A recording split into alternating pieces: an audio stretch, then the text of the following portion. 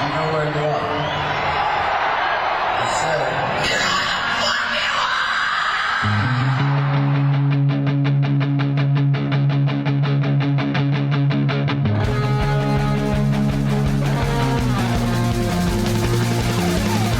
This is Appetite for Distortion.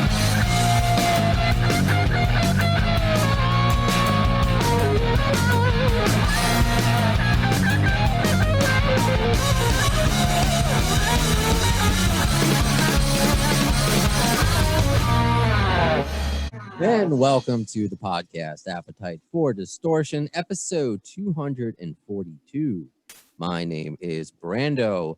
I believe this is the first official episode you can watch on Zoom of 2020. So while you got to awkwardly see some faces while the theme song was going on, I hope you enjoyed that part.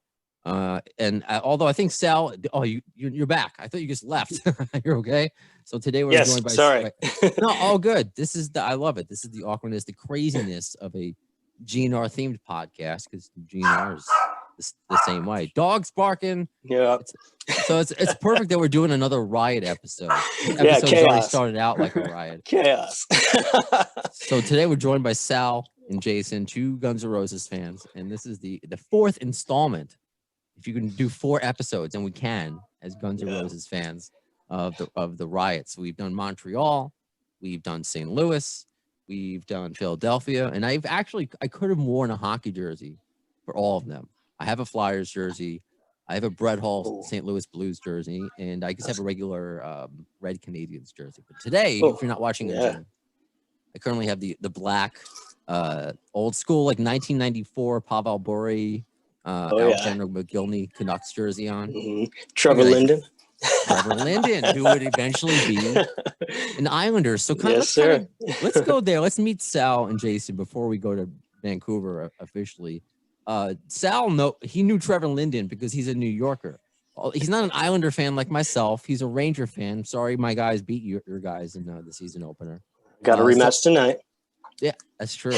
I'm going to be able to stay awake for this because if you've been following on social media, I've been at QNO4.3 producing the morning show the past couple of weeks. So it's like 3 a.m. wake up calls, and I appreciate the listeners that are awake at the same time. Every time GNR's played on the radio, I'm like, look, GNR's played on the radio. Someone keep me awake. So Sal, you're where are you located right now? Where are you joining us? Right now I'm actually in Mississippi.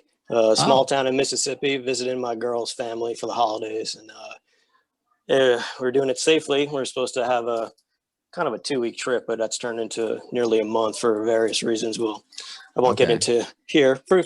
Everything's cool, but it gives us some more time to explore, and yeah, it's cool. and what's that behind you? Is that real, or is that going to sing? That is real. That is my girlfriend's dad's first kill. I think his name is Fred. They named the deer. So Fred the deer. So ironically, I'm a vegetarian. So go figure. I get stuck with the deer. Yeah. Fair enough. And awkwardly, I posted a picture of it. I have the GNR Lego guys set up behind me now. Yeah, that's cool. Yeah. Right. I'm trying to. I wore my GNR 2002 long sleeve shirt for this that I ironically was carrying with me on this trip. So It worked out good. Yeah, it was meant to be. I'm on this podcast. Awesome. I still technically have that shirt, but it's cut up and it's on the back of a denim jacket because I'm cool. That's cool. Yeah. But Jason is he's a lot further away than we are. A place I want to visit. And honestly, Jason, I know we're not there yet, but I was just talking to I haven't talked about this in the podcast, but my now fiance, after this whole thing is over with, COVID, we want to go to Vancouver. Oh, by the way, as I'm playing show and tell right now, she gave me this for Christmas. A pillowcase as a GNR loves DMB. And that's her favorite band, Dave Matthews Band. I think she's an interesting meetup there. I know. We bond over the Beatles, so we make it work. I think that's what. Bond over any music is a good relationship, in my opinion. Very true. But so we're not in Vancouver yet, but we're north of the border now. So Jason, where are you at? I'm based in Calgary right now. Awesome. So the home of the Calgary Stampede. If you see the horses behind me. Oh, okay. Yeah, that's a beautiful painting behind you. Yeah, it's nice. So, Yeah, I'm in Calgary. At the time of the show, I was going to school at the University of Alberta in Edmonton, just 200 miles up the road, north of Calgary here. And yeah, it's about, from either city, it's about an hour flight. And that's what I did to get to the show. But, Okay. Yeah, because yeah. I have no idea. As I've said on the show, I've been to Ottawa a bunch of times when back in the day when I dated a Canadian girl, and been to Montreal, I've been to Quebec, but I've never been to, this is my Americanness. Is Calgary considered Western Canada? It is, yeah. So Calgary is essentially like the Denver of Canada. Oh, so it's, all right. It sits in the sort of the sun belt of the Rocky Mountains, just on the eastern side. So it was obvious for you to go to a Guns N' Roses show. I mean, how old of a guy are you? Because for me, and I've said this before, 2002, which is the year we're talking about, a few months later, I would finally see Axl Rose, Guns N' Roses, for the first time. So I was 18 years old in university, and I'd grown up. Guns N' Roses had come through Edmonton in March of '93, and I begged my mom to go to that show, but I was only 9 years old. And like any kid, you think it's just a fad. I appreciate the effort at 9. Yeah, years and years. So I still have those newspaper clippings and whatnot. So this was that's cool. This was essentially the first show that I could go to as an adult, because I know Sal had been to the 01 Vegas show, but I was not 21. So essentially it was the first show I could go to that I traveled to. Okay. Wow. So Sal, you kind of gave me a good segue, Jason. So you were at the famous 2000. You were at the Vegas show. I was at all the original 3 Vegas shows. The 01, 01, 01 show, and then the year after it was back in Vegas for the December 29th and December 31st New Year's Eve shows in Vegas. So you're obviously willing to travel. I mean, you're ironically, the first GNR I finally got to see it, kind of like Jason's story. My parents wouldn't let me go see GNR in '91 in the Illusion tour. I was 14. So I finally got to see him in '93, but I had to hitch a ride with my mom's family friend who was going with a bunch of his college buddies. She finally gave in, and I had to go to New Haven, Connecticut, 1993, March 6, 1993, to see that show, Skin and Bones tour. Nice. So I guess I have a history.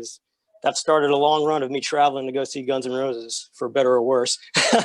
Wow. Yeah, absolutely. Because you weren't like me, because I was in college. I was like you, Jason. Obviously a little, slightly older. So I didn't have a job then. I was a college kid. I wasn't going to travel. I spent so much money just on that 2002 MSG show, not including when I actually went and bought things, which is I'm using as the stage of my pre-mentioned GNR Lego guys. It's the bandana. Did you buy that then? It's the bandana I bought at that same show. You bought the shirt. I'm using that as the stage. I do have that. I'm such a nerd. You have that somewhere, yeah. Okay, cool. I'm as big as nerd as you, if not more, because I bought a ton of merchandise in that 2002 tour, because I saw them 3 times. It would have been 4 if I was in Vancouver, if I made Vancouver. If they made Vancouver.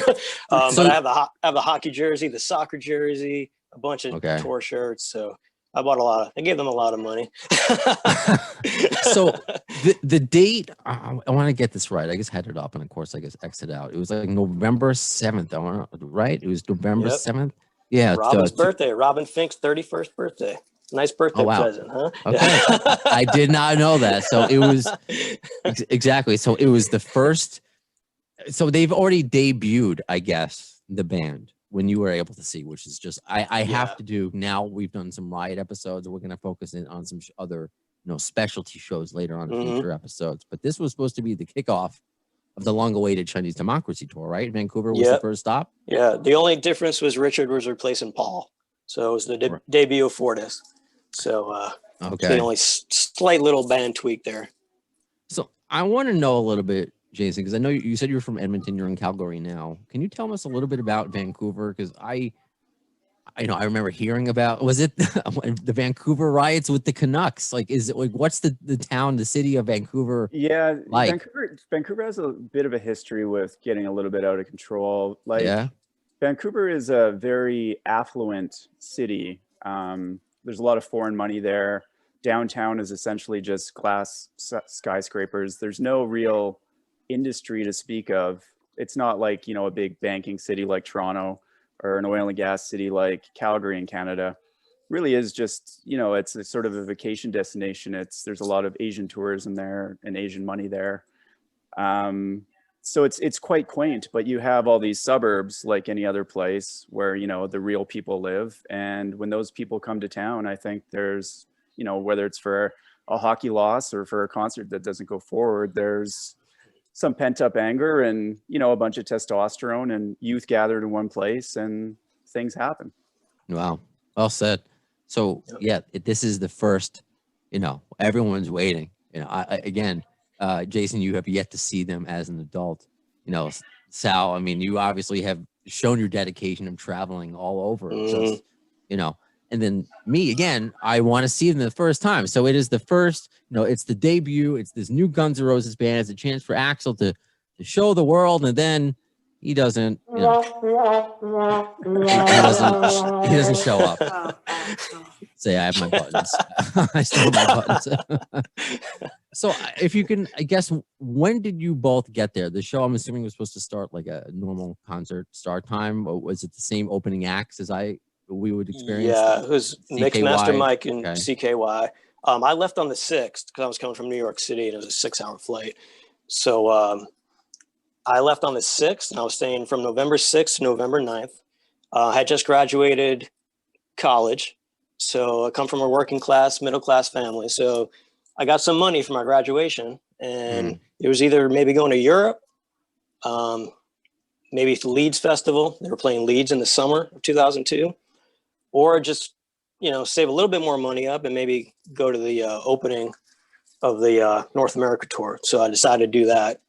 Bought my tickets, had to buy 2 tickets from a broker because I'm like, if I'm going all the way to Vancouver, I want to sit really close. And those seats were sold out when they first went on sale. So I went through a broker, had to pay, I think it was $175, $200 for each ticket. I had to buy 2 tickets because the broker would not split them up, even though I begged with him. Had nobody to go with, but I bought the 2 tickets anyway. So, and I booked my flight, which was not cheap. And I booked my hotel, which was not cheap, but that's what I wanted for my graduation present to myself. So I did it. And got to the airport, got to JFK, and I had really good luck. And I met Kurt Loder there, who was going to the show too, to cover the show. And we got to talking and I introduced myself and we, you know, had about a half hour till boarding. And he was a great guy and I told him all about my guns stories, about going to Vegas. He talked to me about Rio, even though, you know, I don't think he attended Rio, but he wrote that awesome review that Axel really loved. Thanks for that Rio review. Yeah. And me and Kurt had, I worked in a video store at the time in Brooklyn Heights, so we had some interesting customers down there, and I became friendly with one of the MTV producers. So we had kind of an acquaintance in that end. He was excited I knew the MTV producer, and he told me, gave me his email. He told me to shoot him an email when we landed, and he wanted to hear my side of the review after the show was over, and he might include it in his review. And yeah, so it was already off to a great start. I was like, wow, I got to hang with Kurt Loder, and, you know, it was great, you know. So got in the air and landed in Vancouver November 6th in the afternoon. Checked into my hotel, went over to the Coliseum, to the GM place. The crew was already there. They were already setting up. Talked to a couple of those guys, told them I was from New York. They were psyched, like, wow, you came all the way here. I'm like, yeah. So things were looking great. And I said the band was going to sound check probably late that night, November 6th, or early morning on November 7th. So I was thinking about heading back later that night, try to see some of the band members, but I was so exhausted, I decided to stay in my hotel. And yeah, so that was the beginning. I got to Vancouver, checked in my hotel, super psyched. About the show. The crew was there, you know, so. The ducks are all in a row. So yeah. Jason, when you were then, you decided, I mean, Sal went alone. Did you go alone? Did you go with friends? I guess what was the... I remember buying 4 tickets. Okay. All my friends knew my lifelong obsession with Guns N' Roses. So I figured, you know, I can find 3 people to go with. And I did. I had one guy come with me from Edmonton. and then we met 2 other friends in Vancouver. So there was 4 of us going around. So I ended up staying in Chilliwack at my friend Megan's house. Chilliwack's 45 minutes an hour outside of Vancouver to the east. It's inland, and yeah, we got there, spent the night, and I think we probably headed into Vancouver noonish on the day of the show, and walked around, did touristy things, and ate at restaurants, and probably did some shopping and whatnot, and they probably tried to distract me from my excitement, because I was incredibly excited. So I know those are the years where we were all made fun of for being Guns N' Roses fans.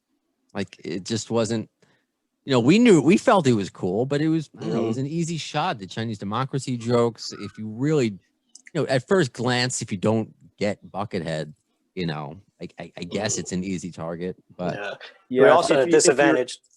Sorry, Sal, I was just going to mention, if you guys remember, this is actually about 2 months after the MTV Music Awards too. So it was they did sort of have a public persona at that point, even though social media was light and or non-existent, and the internet was kind of new as well.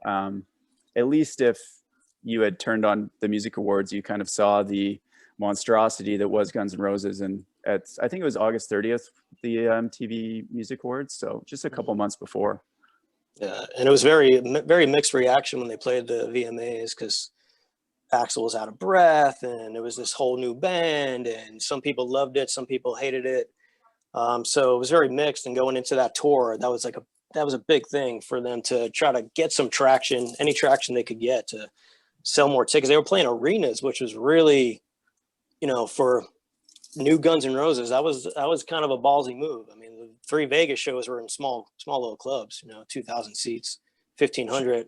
So now they're playing major arenas across the states. So they were looking for some positive traction in Vancouver. They were, I think, slowly going to try to build that on the tour, starting in Vancouver and then working their way down to the major markets.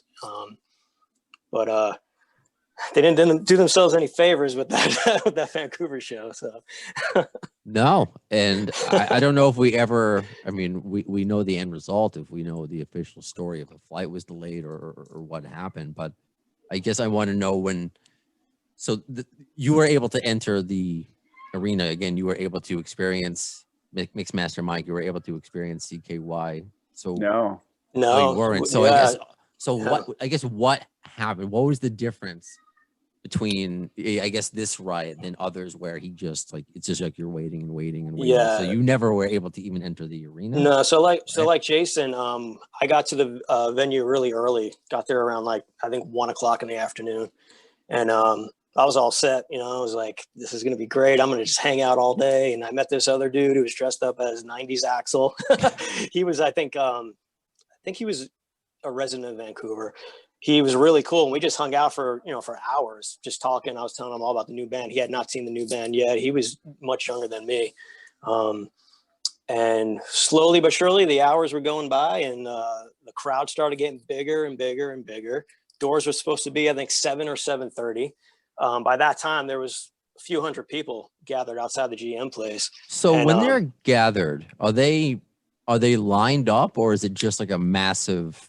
They had us all lined up. It was no real, How organized, I guess, was it? Or was it just? It was pretty organized. I mean, the crowd was really cool. It was rowdy but cool. Everyone was really getting pumped. So when they told us to line up, there was no general admission, so no one was that concerned about fighting their way to the front. Okay. What was interesting though about GM Place, and this will kind of tie into the Riot and how much destruction there was, I didn't realize how much glass the GM Place had around its core, its outside core. So where I was lined up, at least, and where they had everybody starting to line up, I was near the front of the main entrance doors, and the crowd was getting larger and larger, and it was all the way up the stairs, because it had stairways up the stairs to the arena. It was circled a couple of times, like 2 flights up, 2 stories up. So there was a whole crowd of people on the floor right in front of the main entrance going up the staircases to the GM Place. And we could see inside, so we could see a merch table that was set up throughout the day. So we were able to peek in and see some tour t-shirts, and we were all getting excited about that. And then there was a security staff out there, the event security. But as it got closer to doors, what should have been doors, and as the crowd got more and more, pumped up, we started seeing more security staff lining up, then more. And then we saw a couple of people like suits coming by, talking in their ear. And then about another hour passed by and the door should have been open by now. So now people are getting a little weirded out. And all of a sudden we see the merch table being disassembled. Oh, wow. And then that was a red flag. I was like, there's something wrong here, And we saw another guy with a suit come with a bullhorn. He said some words to the whole security staff that had gathered, which was about 20 of them, right in front of the main entrance doors. He opened up the door like out of a movie, like halfway, stuck his head out, and with the bullhorn said, "For unforeseen reasons, we are canceling the show tonight, and tickets will be refunded at the point of purchase. Thank you." And then slid right back inside the door, locked it, and then that's when chaos ensued. Yeah, and I don't know if Jason has got to hear his side. I'd love to hear it. We talked about it before, but yeah. Yeah, so I think your timeline's pretty good, Sal. I seem to remember, doors at 7, CKY at 7:30, Mixmaster Mike at 8:30, GNR at 9:30, kind of as a schedule as I'd spoke to some people throughout the day. And it was that period from probably 7 to 8 where the doors didn't open. And then probably shortly after 8 is, I think, when they decided to cancel the show, between 8 and 8:30 anyway. And then it was just a lot of people kind of looking around saying like, well, this isn't cool. And all it really takes is one person to, pick up a guardrail and grab a buddy and put it through the window, put it through the glass. And then that kind of, between 2 or 3 people doing that, then it was hundreds of people doing that to basically every piece of glass at that one main entrance. And I remember quite succinctly that even though there was broken glass everywhere and that we could have, went in, nobody really went inside. It was just more about, because there was nothing really to do inside. It wasn't like you were gonna, go in and hang out with Axel. And Axel put him on stage and say, "Stay, stay." Hit him in the face with a newspaper, hit him in the nose with a newspaper. Stay. Yeah, so it was quite weird to see these guys break all these windows and then kind of stand around and then say, okay, well, that was great. Now what do we do? So GM Place has entrances all the way around and kind of on different levels too. It's kind of a strange arena. Is that where the Canucks play, or like where? It is where the Canucks play. Okay, now. That's cool. And it's essentially, I just remember everybody kind of moving from all the different entrances and exits to kind of one area at one point. And if you look at the Riot footage from that time, you'll see there's probably a couple thousand people there that the police and security had to deal with. But I always kind of think of this riot as like the mini Guns N' Roses riot, because it's a lot harder to do property damage when you're outside. I mean, it's probably good that nobody ever really got inside. So I always think of this as sort of the lesser of the riots. Okay. But I don't know. The Philadelphia people may have a problem with that, because I know they were like, I don't know. They said it didn't last very long. It was, and Philadelphia has certain expectations, so I don't know. I mean, all riots are bad, I guess. But again, when we're comparing not just riots, but Guns N' Roses riots, I mean, something that can be said just in that. It was scary for me. I mean, coming from New York City, and I'm not bragging, but I got into a lot of trouble when I was a kid, and I was involved in some street fights and even a gang fight at one point that was pretty scary. And I thought I was prepared for anything, I was 25 though at the time too. Still had a lot to learn. But once that riot started, it was kind of a combination punch. It was the shock of the show being canceled and me flying all the way from New York, and I'm standing there like, what just happened? And then hearing all that glass breaking from the second floor, working its way down. And then, like Jason said, the barricade being lifted by two guys and thrown right through the main entrance. That's what kind of set everything off. And then, it took me probably, it seemed like forever, but like a good minute to get my legs moving and being like, all right, let me start walking away from You had to process everything that was just Yeah, happening. this All the violence, investment emotionally and financially you had to put into this. And I was pissed off too. I wasn't going to destroy anything, but I wanted some answers. And I walked sure. around the arena. I got away from the chaos, walked around the arena to the loading dock where I was hanging out the night before to the crew members. And I went up to one of the crew guys who remembered me, and he looked like he was going to cry. And they were already loading some equipment back into the trucks. They were moving fast. And I went right up to him. I was like, yo, what happened? And he looked at me dead in the eyes and he said, Axel is on his way, man. He's in the air. They just pulled the plug. And he actually told me that. And I was like, I didn't know what to say. I was just like, I can't believe this is happening, you know? And he just told me, he's like, yo, get out of here, man. Be safe. You know, get out of here. And then another crew guy pulled him off and he needed some help loading more equipment up. I walked back around to the arena like an idiot, thinking maybe they're going to change their mind because they see that all these people are so pissed. And by that time I got back around, which is probably like another 5 minutes or so, the police had already showed up. The riot gear was on. They were swinging away with their batons. I saw one guy get cracked in the side of the face. They had the dogs out. And I don't know if this was ever reported. And we talk about 94 Vancouver. There was riots, Game 7, the Rangers connect, and a poor man got hit with a plastic bullet from the riot police and went into a coma. So I posted it the other day, and it was funny. One of the listeners just said the news reporters are their neighbor, but it was a news report maybe the day after, and it was the news reporter. Maybe I can even play it now. Call them a heavy metal band, which I thought it was kind of funny. But said there might have been a police investigation. Oh, there was a police investigation. Yeah, because there was a lot of violence done by the police to those rioters. We could debate if it was justified or not, but I know for sure I had a rubber bullet whiz by my ear about 2 inches away from my left ear, and that's when I knew it was time to go. I was like, this is going to get out of control. Like, it's already out of control. It's going to get even more crazy. These cops are, swinging away, firing away. They got the attack dogs out, so I split and I walked back to my hotel in shock, but I got out of there. Let's see if you guys can hear this. I haven't, again, as I'm doing feel my quarantine in Queens. It's not my official setup. Vancouver is recovering tonight from the worst violence on its city streets since the Stanley Cup riots of 1994. Thousands of angry rock fans rioted last night after a concert by the heavy metal band GunsNRoses was canceled. Police made a dozen arrests and may lay more charges. But with those arrests come complaints about how police responded to the... You guys heard that, right? Cool.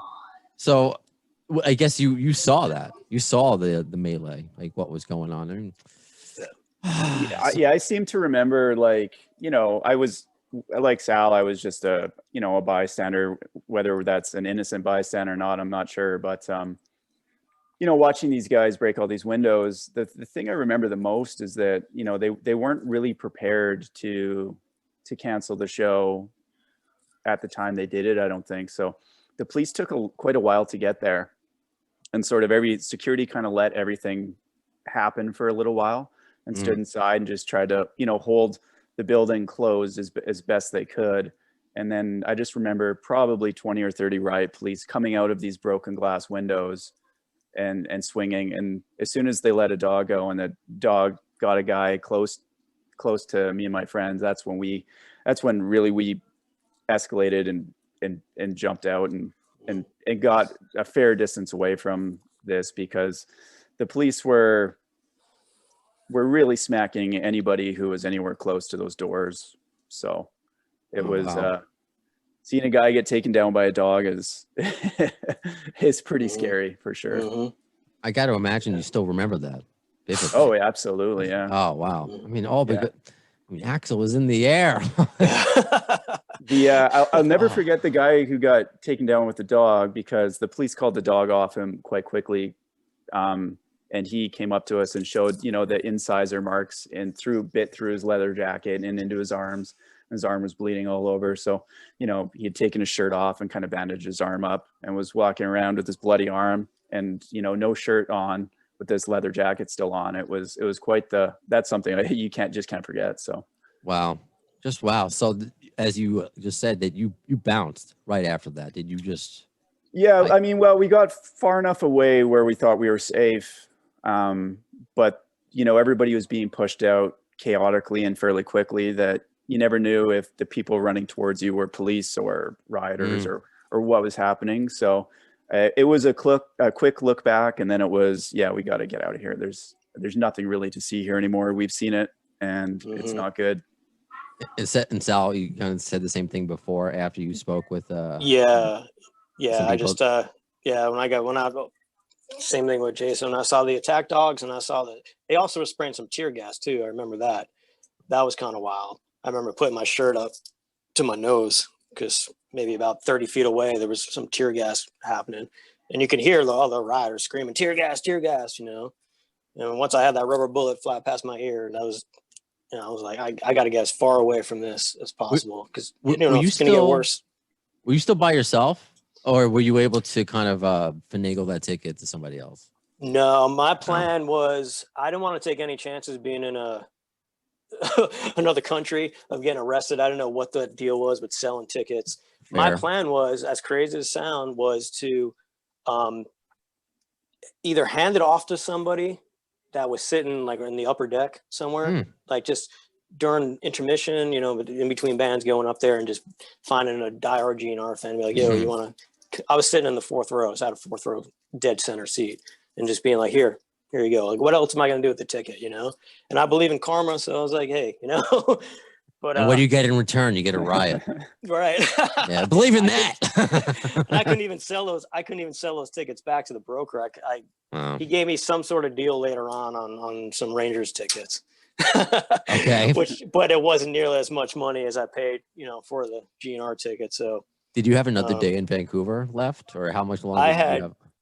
3. I was leaving the 9th. So what's funny about that is when I got back to my hotel, this is before I didn't have a cell phone at the time, and really before cell phones were. Yeah, that was a weird time. Yeah, so I had access to the hotel lobby that had a business center, and I jumped online really quick, and I posted at one of the forums that I would post at, the GNR bar, which was a great little tight-knit family, kind of still is, and it's where I actually finally met Jason years later. And he was kind of new to that board, but he was active in the short time he started posting. So we didn't have any plans to meet up at the show. I think it was like last minute that he said he was going to be at that show. So right away I posted, and then I think it wasn't too long and Jason posted too. Maybe it was that next day, but that's when kind of the news broke. It was like me and him, the first ones to post on the forum and be like, yo, tour's off to a great start, So you guys met on a forum beforehand, or this is after? I'm sorry if I'm missing up the timeline. So Yeah, you guys did you meet up at the show then at all, or it was chaos and you didn't have any time? Yeah, it wasn't like that. Like we just at that time it was still kind of weird to meet up with somebody, Yeah, that's true. Especially GNR fans, you get some interesting characters. Yeah. So later on we met up and we had some really cool GNR adventures together. That's another story. It could be another podcast. Fair enough. But all I remember was Jason posting saying, yo, I got my backpack and I'm headed to Tacoma, because I haven't canceled that show yet, and I'm headed there. He told me, he's like, if you want to meet me at the bus station, I'm pretty sure that I was like, it was an offer there. And I as much as I wanted to, I was like, I got to see this band. I traveled so far, and Tacoma's only 3 hours away or whatever it was. But in order for me to do that, I would have to get my ass down to the bus station, leave my luggage somewhere, because the time I probably would have got back from Tacoma would have been too late to check out, and I don't want any issues with that. And there's also some money issues too, I just spent all this money in Vancouver, and but Jason was off and running. He was off to the next date. But it didn't deter you. Yeah, exactly. I mean, Sal, you had some reasons why you couldn't go, but Jason, none of that deterred you from going again. You know what? I was joking to my friends. I said, I'm just gonna go to the next show, and they said, okay, yeah, you should. And I actually wasn't super serious about it when I first brought it up, but you get on the internet at the time and you see how far it is away, and you say, oh, there's a bus going there at this time, and it seemed doable, and I did it, and I ended up getting into the arena, you know, just as Welcome to the Jungle was playing. So there was like barely any time to waste. I probably showed up at close to 11 p.m. in Tacoma the next day, just as the opening notes were coming on. So I got to miss those legendarily sort of boring opening acts. I mean, I'm sure some people enjoyed them, but for the most part, they were kind of, you know, the big butt of the joke for the most part. And no, it was great. Somebody sold me a floor seat. I think I had to buy a floor seat off somebody in Canadian dollars. I had to pay double in Canadian dollars because I only had Canadian dollars. Oh no. You're like, here's like 15 toonies. What can I get with and that? Tacoma I know what a toonie is. Yeah, well, that's good. That's good. That Tacoma show was very poorly attended. Like, I don't know, there might have been 5,000 or 7,000 people there. And the Tacoma Dome's a big place. So I was able to get super close and, you know, live out my fantasies with my biology textbooks in my backpack, and I had a great time. So at least I got to see them on that tour, which is great because there wasn't too many dates on that tour you could have seen them. So no, I saw the last one, December 5th, you know, at Madison Square Garden. That's, you know, the Philly night was the next night, and then everything is died after that. Sal, so what would be the next time? When would be the next time you would see them? So I had to wait a few weeks. I got back to New York, and again, I went traveling. I had to go all the way to Albany, New York from New York City. So that was a nice 2.5 hour, 3-hour train ride. But I was determined, just like Jason. I'm like, even though I've seen the new band 3 times at that point at the Vegas shows, I still believed in them, and I still to this day love that 2002 band. They were, and I'll keep saying this. It's another story. It's another podcast, but I know. That's how I've been able to do 242, just talking about one band. Absolutely. You know, there's always like another story or opinion or something. Yep. And that band was just, to me, it was magical. It was really a circus, that band. I mean that in an endearing way, not like, you know, it was literally a circus. Like, people who wanted to go see that band were signing up to go see the circus in all its glory, you know, because you had the danger. You didn't know if anyone was going to fall off that tightrope. You had all these different individual artists that were doing their own little magic show, you know, in my opinion. You couldn't take your eyes once in that stage you couldn't take your eyes off what was happening there, you know? So it was a magical band. And I got 2 of my buddies and they knew what happened in Vancouver. Obviously they were GNR fans too. And they're like, we're going to go up with you, you know? So that's cool. Good. It was the day before Thanksgiving of 2002, but Albany, New York. At least if this time there was another Riot, you had some buddies to back you up with. So that's right. But that's cool. I mean, it's I guess kind of a happiest story for you guys, because it's not like you because there are others I've spoken to that had a riot, and then they wouldn't see GNR until years and years later. That you were able to still kind of, you know, there was a wasted night, wasted money, but you still kind of, I don't want to get gross with this, but whatever, you still like busted your GNR nut, I guess. 2000 GNR nut. Sorry, I was inappropriate. I couldn't think of anything else. But no, that's great. That's was there anyone that because you saw obviously a lot of people get hurt, and that's what makes me upset. And we try to, I talk about these riots and your perspective. We've had laughs, but I also want to, you know, pay acknowledgement, because there were people who got really hurt. We talked about the baton hitting the dogs. You know, I don't believe anyone died, right? No. Yeah, thankfully none of that happened. But it's just a crazy another installment of this band. And you're right, the 2002 version. I'm very glad I got to see that version. As much as I wish, you know, because I'm youngish, like you know, you guys. I was not old enough to see the Appetite 5. But, you know, it's funny. I was thinking about it earlier because 2002 version is when I never heard of Buckethead before. And I love the guy. I'm glad I got to see him live. But I don't know if you both saw it. I shared it on social media that KFC, Kentucky Fried Chicken, is doing this TikTok challenge of hashtag Buckethead. The Buckethead challenge. Hashtag Buckethead challenge. So where you would just put the KFC bucket in your head, as we all know, and just dance like an idiot like they do on TikTok. Is there a copyright thing? So I just wanted to share, because it's like, Yeah, I mean, obviously the core KFC audience may not know who Buckethead is, but he's a guy. So I took a snapshot of that and I sent it to Brain. You know, I have his cell phone number, but I'm not gonna act like, you know, we text each other all the time. Like, you know, what you see what happened in Grey's Anatomy tonight? No, it's just like every now and then. So I sent him a picture and he just wrote, ha ha ha, that's ridiculous. You know, I can't, I think I shared a screen capture of that, but you know, his personality, Buckethead's personality, when I've had Tommy Stinson on, you know, what Robin Fink was able to contribute to Chinese democracy. Yeah. So still, as someone who never got the chance to see Slash and Axl, I'm glad they're together on stage, but that was a special band. And Absolutely. hopefully we hear something of that era that to come out. That would be really nice, you know. And I got my fingers crossed. Yeah. Is there any other instance, any other story from that night that maybe we didn't cover? Anything that you remember specific that, you know, maybe you want to make sure that you get it off your chest as we relive these memories?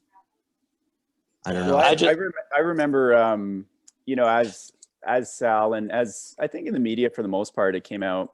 Kurt Loder ended up doing, you know, the MTV sort of thing with the band the next night in Tacoma.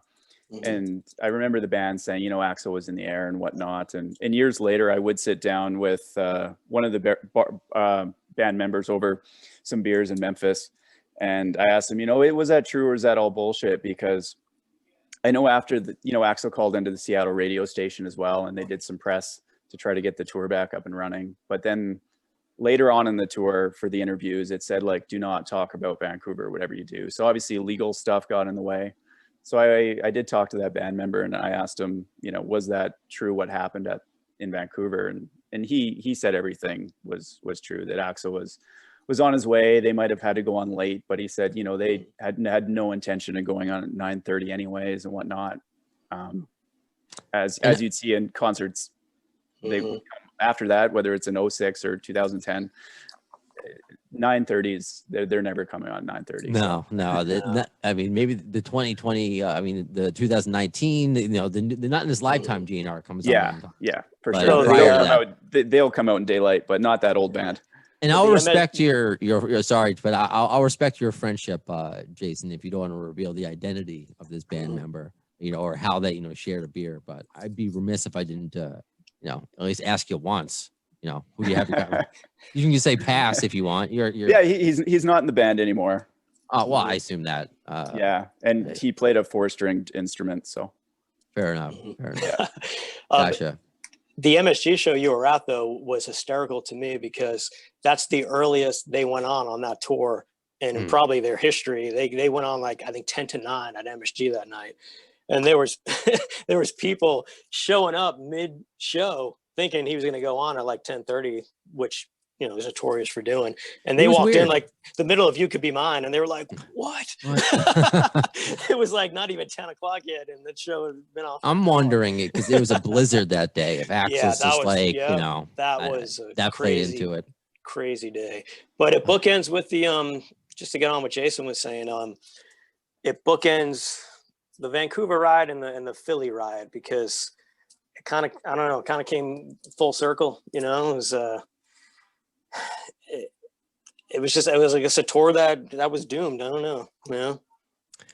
Yeah, it's just something that we talk about, you know, 20 years later on a podcast or whatever. Yeah, that's just what we. I don't know. It's part of their folklore of Guns N' Roses. That's why we love them. You know, if they were the same 5 Appetite guys all these years, would they be as interesting? I don't know. That's another podcast. Yes, that's another story. Yes, as they say. I want to ask you guys, as I ask most of my guests who come on here, favorite song and favorite piece of memorabilia. You know, so Sal, you're nodding your head. Do you want to go first? Do you have? I know it's hard. Maybe your favorite song today. And also your favorite piece of memorabilia. Yeah, it always comes down to mood for me. Changes day by day, you know, what mood I'm in, but probably overall would be Estranged, even though I love a ton of the Chinese democracy songs. And my favorite piece of memorabilia, I have quite a few that I'm really happy about, but it's probably the handwritten lyrics that Del James gave me to "Oh My God." So I got that in the last Vegas show, December 31st, 2001, going into 2002. I kind of got friendly with Del over the years, and Axel's teleprompter had went out December 29th in Vegas. That's another story. that was a crazy show. So his Wow. teleprompter went out. He had to rewrite the lyrics for some of the new songs. So he handwrote the lyrics to "Oh My God" out on the Hard Rock, the joint notepad. And there was about 7 sheets altogether. And I got the first sheet. After that show, Del was just walking around the venue. Everyone's celebrating New Year's Eve and getting out the GNR show. And he was purposely seeking out some diehard fans. And That's great. he gave me the first sheet, and there's 6 of them, or 7 of them, flying around. I think I know a couple people who have a sheet, but yeah, it's really cool to have Axel's handwritten lyrics to "Oh My Wow. God." That Yeah. might be the most unique piece of memorabilia that I've heard. Yeah. To be honest with you, I I mean, made a wow, mis- I should have had Jason go first. Now it's like just I have kinda- a mug. Yeah, I got to apologize to Del a little later on, but I made a mistake. I'm, like sometimes I don't think when I do stuff, and I posted it online at one of the forums, and somebody found it in some country, like someone was selling it to be like legit, like on a, they reprinted it, and they, it's kind of easy to pass off to somebody but you can tell if it's really the actual handwritten lyrics. Yeah. It's just like a photocopy, but I You gotta kind of be felt bad careful. about that. I don't want anybody getting rich off of that, so maybe I shouldn't have posted it, but You don't know. What's I mean, done you is had good done. intentions. You Yeah. had good intentions. Yeah. It's just other assholes. that I'll ruin send it. for I'll send it everybody. to you after this. I'll send it to you. Okay, and I won't share it. Thank you. Or I'll just redact like 99% of it or something. Like Right. that. Here's Axel, how he writes the letter A. Yeah. And then, like, leave that. I ended up going to the tour opener in 16 in Vegas, and I remember finding one of those sheets, whether it was real or not, in one of those memorabilia stores, and they had it all done up in the cheesy frame and whatnot, and it was $2,000 or something. But I remember taking a picture of that, and I think sending it to Sal, asking if it was his or if it was one of the other ones. But it was kind of cool to see that all those years later. All right, so now the pressure's on, Jason. Do you have a favorite piece of memorabilia? Do you have a lock of Axel's hair? What do you have? Like Sal, I have a bunch of cool stuff. The thing that comes most to mind is probably just this one night, a memory where I had the chance to hang out with the band in 2010 backstage, and Axel, Doc, McGee, myself, and my sister sat in this circle for about 2 hours and just chatted. And I did not know that going into this. Okay. And at about 2:30 or 3 a.m., I remember Del poking me on the shoulder and saying hey, we got to get the band up to Edmonton, so you guys got to go. And Axel had all these roses around his dressing room and ended up giving my sister a couple bouquets of roses, and she came home and pressed all those. So there's this cool picture of Axel, myself, Tommy Stinson's in the background, high-fiving Bubbles. And then I have all these, kind of pressed roses from that night that my sister pressed. So it's just a combination of that photo and that night. Because Axel was he was the coolest to my sister and I, and treated us like people. We treated him like people, and hearing him and Doc share stories from the road was just, what every GNR dream or fan wishes for. So. You know what, Jason? I gotta say, you match Sal. I mean, those are both incredible stories. Yeah, but No, Sal and I wow. both have a lot of cool stories. So we'll do this again. You Yeah, it's both another are great. story. It's another story. No, you both are great. I mean, Sal, I will say, the majority of my friends are Ranger fans. So I mean, I still hate your team, but I like you. And Jason, I'm the only thing I'm disappointed with is that your accent. You don't have much of one. You don't have a thick Canadian. You sound like a normal dude. You sound like a normal guy. Yeah, everybody west of Ontario essentially sounds like Americans for the most part. So. Fair enough. Okay.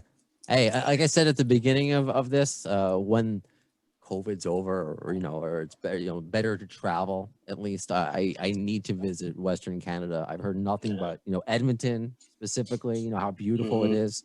So I can't wait. There's a part of me. I tell this to Todd Kearns all the time. I'm like, there's a part of me that wishes I was Canadian. So thanks for doing this, both of you. It's been a blast. Yeah, it's super fun. This is fun. Yeah, we'll do this again somehow. We'll figure it out. What. Like we said, there's we just 8 other podcast topics we just discussed. At least, Brando. Do either of you? I know you're both kind of private citizens, but is there anything you want to promote, like an Instagram, an Etsy shop? Anything you want to, a GNR fan site you want to follow, or just that's it? Nothing. I think no. All right, none of you are in a band, no. No, we're actually both actors, but I have nothing to promote right now with everything shut down. And Jason was in a really cool Hallmark movie not too long ago. He was in. I can see that. He has a very Hallmark look. I like it. And, if you'd like to see a waiter in a Hallmark movie, you can find me in that. So hey, it's still on IMDb, I'm sure. Thank you both so much. Brenda, actually, on a serious note, though, I just want to thank you for all the mental awareness you do for the show. I've been, unfortunately, had some tragedies in my life and directly affected by some really tough mental issues, and I deal with them myself. And what you do on the show is really stand up and really cool. And want to thank you for that. And I think one of the reasons, really happy to do the show, besides all the Guns N' Roses stuff and fun stuff. But thank you. Yeah. Thank you. I did get another, just thank you for that. And I know you've told me that. What's funny is Sal is somebody I've spoken to a bunch on Twitter. He responds to so many of my stuff, which is great. But my first time talking to him, but I get messages. I get another messages like that by mental health. And sometimes I never know. It's like, Guns N' Roses fans were crazy. It's like, do I need to talk about Guns N' Roses for every second of the hour? But the fact that I can make these loops and I can talk to, Del James talks about it. We were talking about him. One of the reasons why I admire him, what Duff McKagan has done. He went on Tony Cornell's podcast, Instagram podcast. I'm trying. I'll keep trying to get Tony and Vicky Cornell on the podcast. Sal. I've obviously tried to get Del. He is the most responsive on Twitter, which is great. I told them, I'm like, if you ever just want to talk horror, that's it. I'll ask you no GNR questions. From what I know, he quote. If I remember his quote was, "I don't really like podcasts that much." So. He likes talking. Yeah, he does. So he might be like me. Like I'm 1 foot in, 1 foot out with the technology. It took me forever to get this hooked up. So he might think it's a whole different thing. Which kind of is, but just click a link and let me take care of the rest. Still, that's it. Yeah. And Jason, I'm glad that Sal recommended you and that you reached out via Facebook, because this was really great. You were very well spoken. I learned a lot about Vancouver, and I didn't know what to expect from the question. So tell me a little bit about Vancouver. And it's like you just did a book report on them, and you just knew everything, what their imports and exports are. It was great. So just thank you for that. I'll have you. You both are fantastic. I'm sure I'll have you both on again. And I guess that does it for this episode of Appetite for Distortion. Next guest, I guess I could tell you, because it's something I'm really going to have to act like it's live, considering the time that I'm recording this. Because today, again, I do this in all real time because the dog is barking. So again, this is all real. This is Saturday, January 16th. So Friday, January 22nd, 1 a.m. I will be speaking to Fat Mike of NoFX. So I have to, it's a 1 a.m. interview, but next week is the last week I'm filling in for Q104, where I have a 3 a.m. wake up call. So I'm probably going to do an all-nighter, but whatever. Axel does it. I can do it. Whatever. Best way to do it. Yep. Yeah. And as far as future guests, do what Sal and Jason do. Follow on social media. That's how the conversation continues between episodes. And until the next episode, in the words of Axl Rose concerning Chinese democracy, what he said once, will you see the episode soon? Well, as soon as in the word, but you'll see it.